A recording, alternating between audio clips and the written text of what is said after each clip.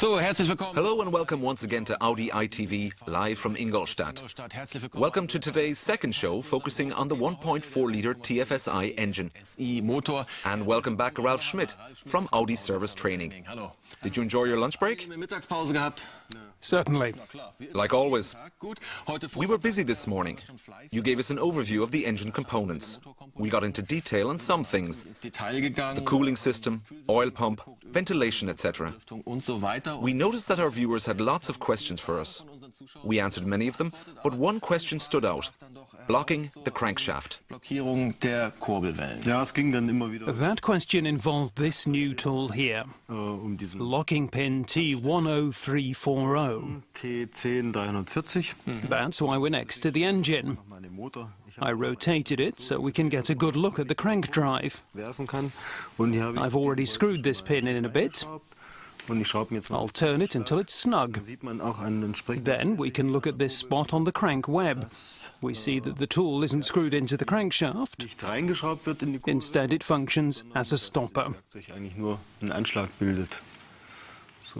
It's tightened with 30 Newton meters of torque.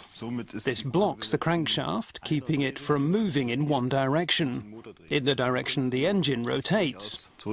I could turn it backwards. Actually, I can't because of the camshaft bar.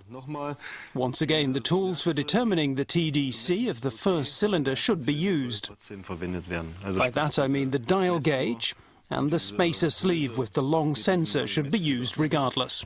That rounds off this morning's show. Let's turn to what we'll be serving up now. We'll be dealing with the topic air supply. We'll talk about the turbocharger and the fuel supply and engine management systems. We'll finish with maintenance and service information. Well, let's get the ball rolling. Air supply and turbocharger.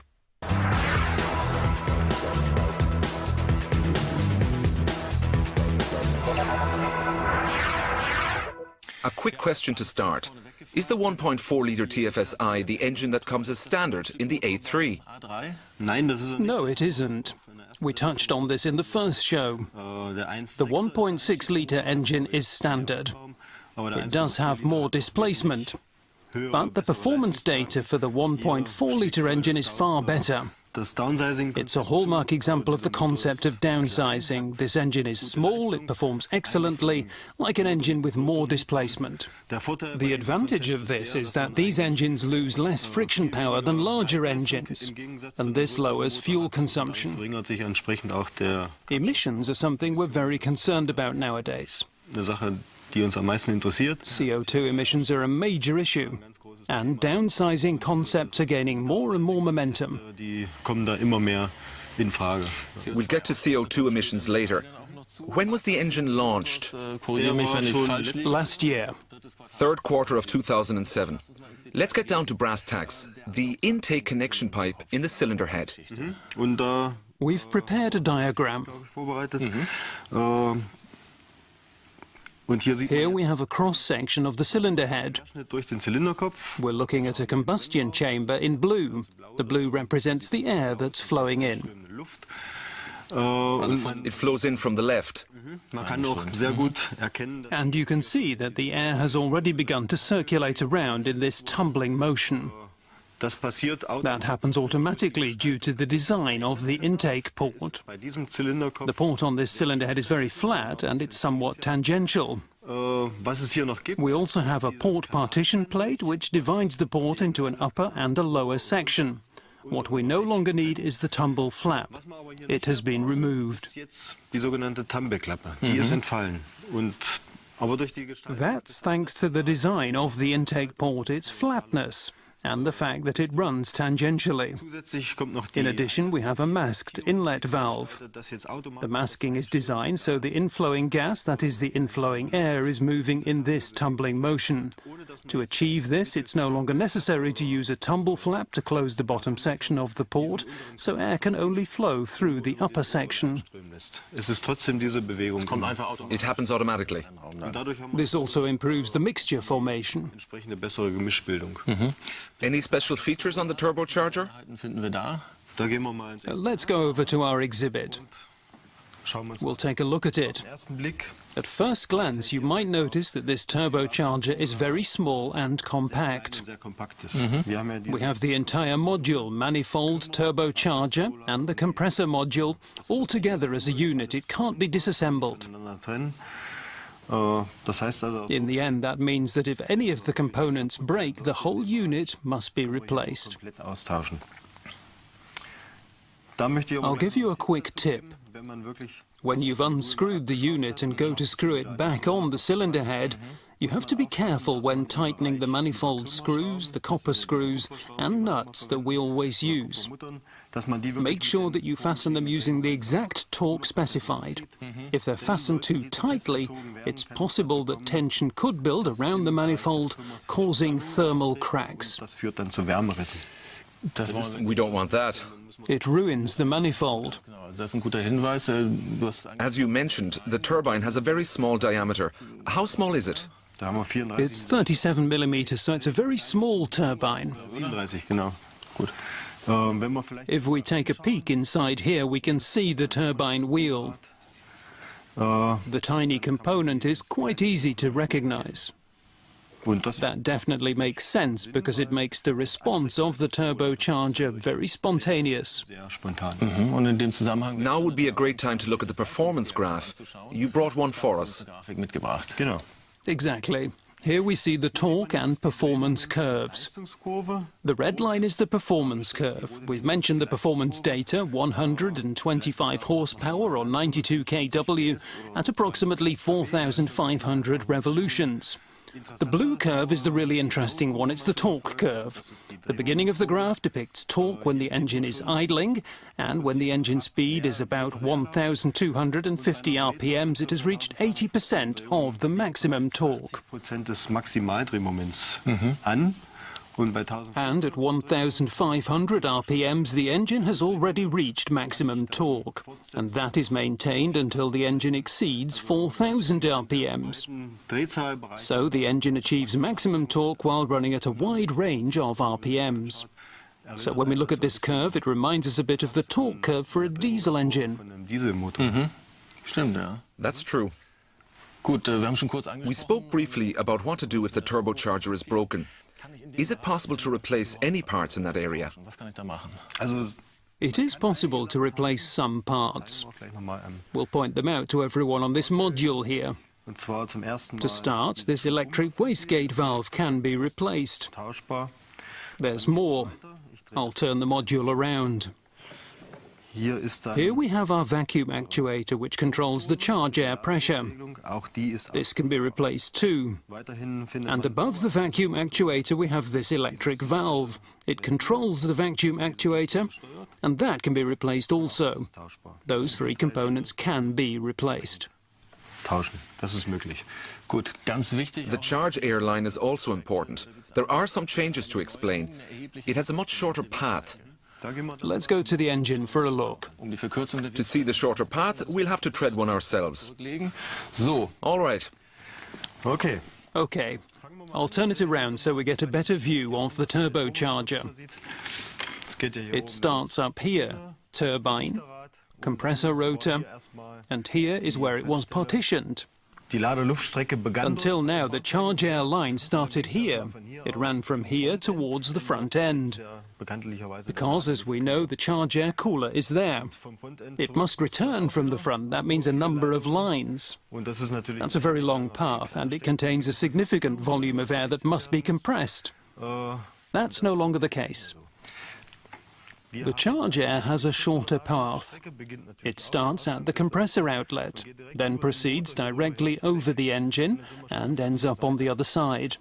We arrive at the intake manifold. It has the throttle valve in front of it.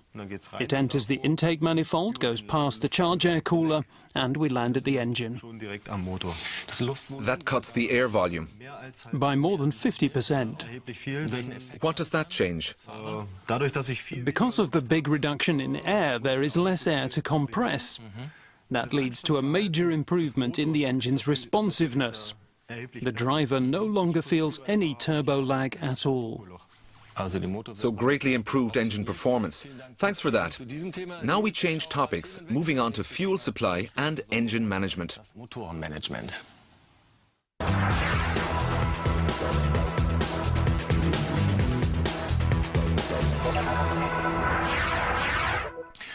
Luckily for us, Ralf Schmidt is still here. What do we have to say about fuel? Consumption is a major issue, but you mentioned another big one, CO2 emissions. What should we start with? How about consumption? To start, the engine requires fuel with an octane rating of 95. Of course, it can be run on 91 octane fuel without any problems, for as long as that's possible. The NOx control system compensates for that. We calculated urban, extra-urban, combined consumption and arrived at 15.6 kilometers per litre. That could be improved upon a bit if I have the chance to order that engine with a twin-clutch gearbox. But it's quite good already. It certainly is. On to CO2 emissions, a major issue, one that interests everyone. This engine has emissions of 154 grams per kilometre. Let's explore the fuel supply system more thoroughly. What developments are there? What should we know? Basically, both the low-pressure and high-pressure fuel systems are now supply-on-demand fuel systems. The low-pressure system has an electric fuel pump in the fuel tank. The engine control unit activates the pump via the fuel pump control unit. And this delivers just enough fuel to keep the engine running smoothly. It only has a fuel supply line and no fuel return line. When constructing this low-pressure fuel system, we did not install a fuel pressure sensor. That brings us to the high-pressure fuel pump, here on the top of the engine. This pump is new as well. It's what we call third generation because it employs a new regulating concept. We'll get to that shortly. This pump is driven by the intake camshaft with a 4-lobe cam. That's also new. It used to be a 2-lobe cam. That would require an increased stroke. We mentioned that this morning, the new high-pressure air pump. High-pressure pump. How does the third generation differ to the second generation? The 4-lobe cam drive system, the reduced stroke of the pump, it's all more contained. That eliminates pressure peaks in the fuel rail. The most significant change is the new regulating concept. And another thing I should mention, I have the rail here too. We can see the fuel injectors here on the rail, or rather high-pressure injectors. The rail presses them tightly into the cylinder head. We also have a high-pressure sensor. One thing we no longer have in the fuel rail is the pressure limiting valve. It's not there. It isn't located here anymore. The pressure limiting valve has moved into the high pressure pump. It's triggered when the fuel pressure exceeds 140 bar. It opens and the fuel flows back to the high pressure pump feed. Very interesting. What happens if the regulating valve fails? First, a word about the valve. Up to now, it worked as follows. Fuel was first delivered when the valve was supplied with current. Now it works the other way round. Fuel is now delivered at complete capacity when there is no current. On the other hand, that means service teams have to be careful, because that means if the valve fails, delivery is at full capacity. How can the driver recognize if it's faulty? What happens? If it fails, fuel pressure will be at 140 bar, because the pressure limiting valve is the only thing that restricts it. The engine control unit registers the jump in pressure. The fuel pressure sensor detects 140 bar instead of 100, which is the upper limit. Then the control unit prompts an emergency program. The rise in pressure causes an adjustment of the injection timing, lowering the amount of fuel delivered and the RPMs. The driver would notice that engine speed is limited to 3,000 RPMs. We talked a lot about high pressure. You have to reduce the pressure to work on the system. How and where should I do that? It used to be that you could disconnect the connector from the pump. You had to read measured value block 140 by connecting the tester to get the reading. You could check the rail pressure. If it was at around 8 bar, then you shut down the motor.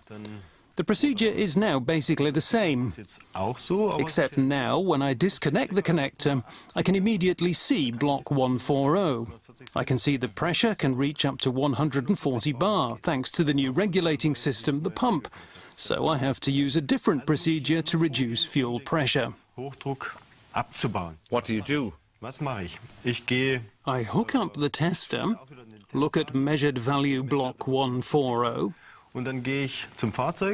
then I go to the fuse box on the vehicle and I remove the fuse that is responsible for the power supply to the fuel pump control unit. This stops the fuel pump from delivering fuel from the tank. Then I wait until the fuel pressure sinks to 8 bar and shut off the engine when it does. Don't just let the engine run out. If you do that, it begins to sputter, and there's no pressure in the pump. But there is the danger that this juddering and sputtering will damage the catalytic converter. We don't want that. So be sure to shut down the engine at around 8 bar. Open up the high pressure system when you've done that. I advise you to cover the area that you want to open with a rag. That's best done here on the pump. Then open it there and we're set. If you wait too long, the pressure can build up again. If you open it, there's a risk of injury due to the high pressure. We want to avoid that. Most definitely. Let's move on to another area. You mentioned this engine has new injectors. Tell us about them. The new injectors now have 6 holes, and the stream of fuel injection is now regulated differently. The point of doing that is so when the engine is warming up, during twin injection when the catalytic converter heats up, and when RPMs are very high and lots of fuel is being injected, the fuel cannot come into direct contact with the piston crown. And the new way of arranging the holes on the new injectors keeps the piston crown fuel-free. With this new system, we also prevent fuel from mixing with oil, or we reduce the amount. Some will always mix in. Be careful when removing injectors. That's why we have a display model. Let's go over to it. This is a cylinder head with 1 injector in it. Generally, when the engine has quite a few kilometers on it, you can just pull it right out. After a while, there would be carbon buildup. The injector would be stuck, and you'd need to use a tool to remove it. To do that, there's tool set T10133. It contains everything we need. And I would need this tool right here. That's tool T10133/15. It fits perfectly right onto here. That's good. I can't pull it out yet. To do that, I need a slide hammer.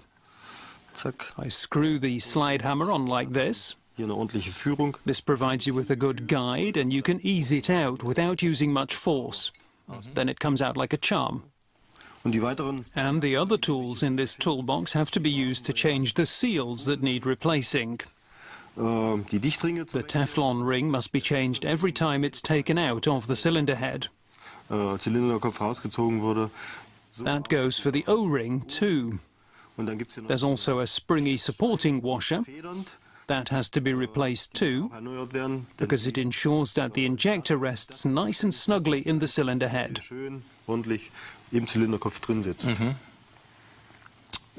And you find all the special tools you need for this right here in this toolkit. The procedure has remained pretty much the same, and it's explained in the repair manual.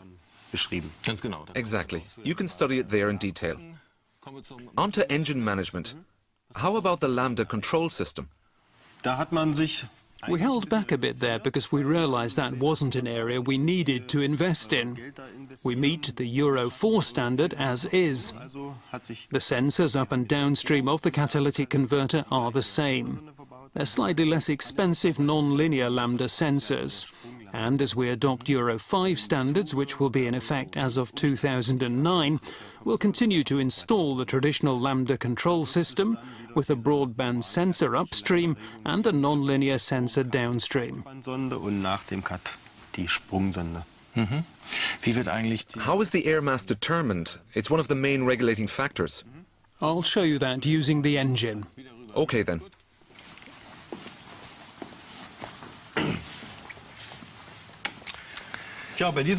This engine doesn't have an air mass flow sensor.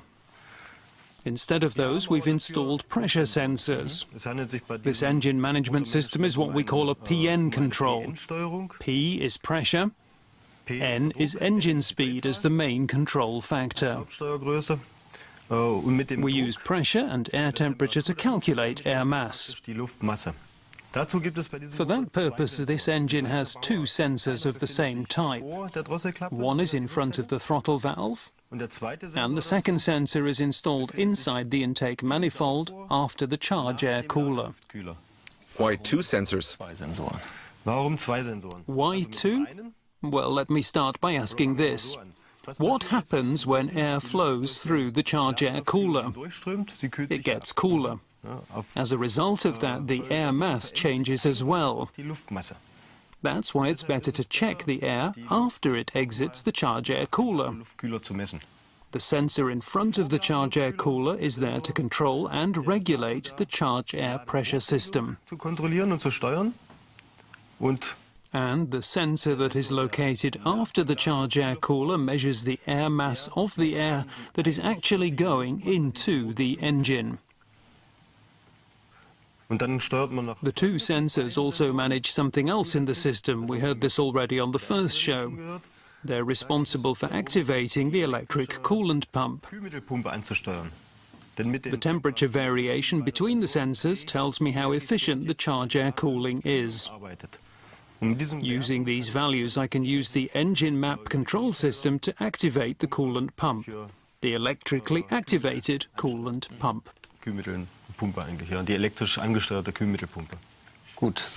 That wraps up our discussion about the engine management system. Thanks, but you're not free to go yet. Let's look at the service information. You brought a diagram with a list.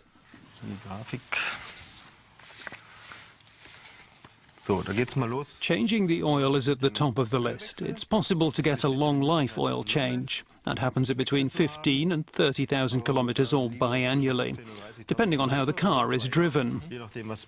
We use motor oil with VW standard 50400.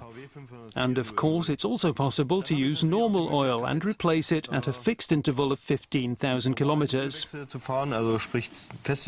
that, I use VW oil 50400, so I could basically use the same oil. I don't have to. I could also use VW 50200 oil. The engine oil quantity, including for the filter, is 3.6 litres.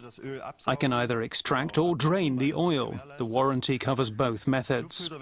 The air filter change comes at 90,000 kilometers, the fuel filter doesn't need changing, and spark plug replacement happens at 60,000 kilometers. I'd just like to note that neither the timing chain nor the ribbed V-belt need changing, both are lifetime parts. Lifetime, as they should be. There are several ways to get more information if you need it. One's coming up on the show. We'll get to it soon. And you were writing a self-study program. It will deal with the things we summed up briefly here and explain them in much greater detail. It will be finished soon. It'll be called SSP 432. And for the end of the year, we plan to hold an engine training seminar. a meeting for trainers. The trainers will receive training for all our various markets. They'll learn about this engine, for example. This engine training will eventually culminate in a specialist or expert training seminar. It will be offered externally. Mechanics can sign up to take part in expert training for this particular engine. When will expert training take place? That'll be sometime in 2009. It's not a pressing issue now.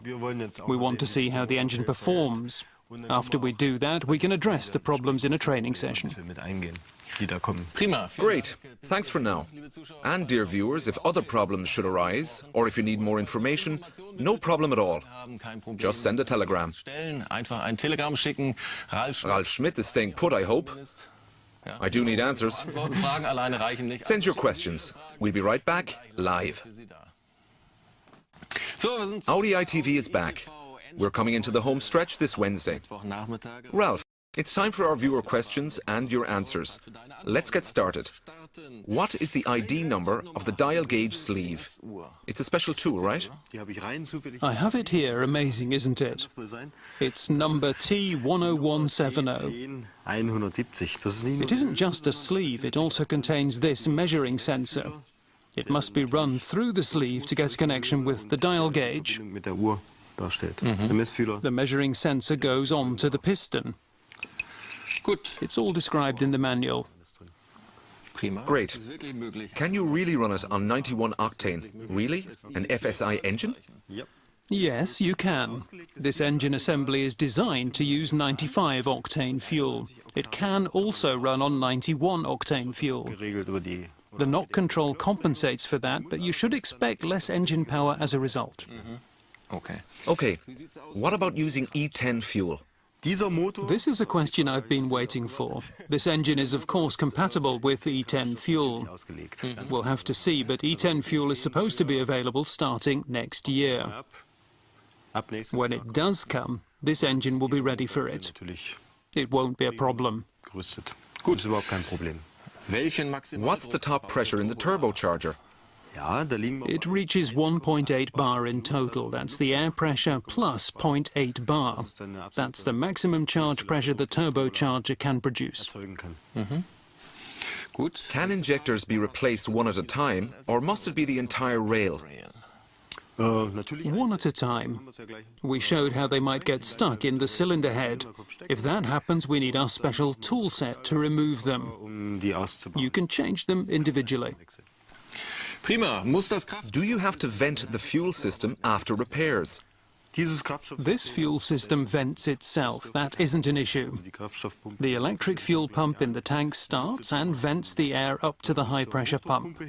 The high-pressure pump takes care of everything else. Pressure builds up inside it and the air cushion is pushed out via the injectors. Precise answers. Next question. We thought the engine had a mechanical water pump. It does have one. It keeps the main cooling circuit running. And the electrically powered pump, the coolant pump, is responsible for the charge air cooling circuit, including the turbocharger. It also has another function. It takes care of run-on cooling to protect the turbocharger after the hot engine has been shut off. Mr. Kölmel sends his regards and asks, doesn't the charge air line cool less effectively right next to the engine than it would if it were cooled by the airflow? No. The cooling system works so efficiently that the maximum temperature difference upstream and downstream of the charge air cooler is 20 degrees Celsius in relation to the outside air. So we managed to cool it almost to the outside air temperature. Okay, on to the next question. Could you repeat the number of the tool for injector removal? Sure, we have the tool set here. The number of the tool set with all the required tools is T10133. What we need from it in this specific situation is this hammer, T10133/3, and the sleeve that goes with it, which fits perfectly onto the injector. T10133/15. Use this to remove it. The tool set number is key. It's all there, all you could ever need. An all-inclusive package deal, as it should be. Another question. Could you say again where the air mass sensor is? There isn't one, because, as we mentioned, we now have a PN control system. We've covered that with 2 sensors, which is also new, with 2 pressure and temperature sensors. One was installed upstream of the throttle valve and the other downstream of it after the charge air cooler. Good. Okay, now you read this question and I'll answer it. What's the question? What kind of oil is 50400? Oh, tough one. I know. What about you? That's easy. It's our long life oil. Okay. Next question. Why are 2 types of oil specified, long life and normal? Why are 2 types of oil listed? In comparison to long life oil 50400, oil 50200 is the somewhat more economical oil, but it has a replacement interval of only 15,000 kilometers or 1 year. Fantastic. Is there another question? I believe that's all for now. Thank you for answering our questions. If you think of new questions or yours was missing, don't fret. You will find everything summed up on Audi ITV Net with Ralf Schmidt's answers. He still has work to do. I'll do my best. I expect nothing less. You can download or view this program again at Audi ITV Net. And don't forget to evaluate this lovely little program.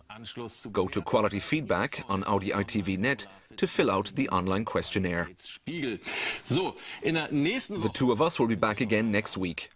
We'll be here next Wednesday. In a fortnight, we'll be talking about climate control in Audi vehicles. That's all from us for now. Ralf, thanks for all the information, and thank you for watching. Thanks, and enjoy your evening. Danke.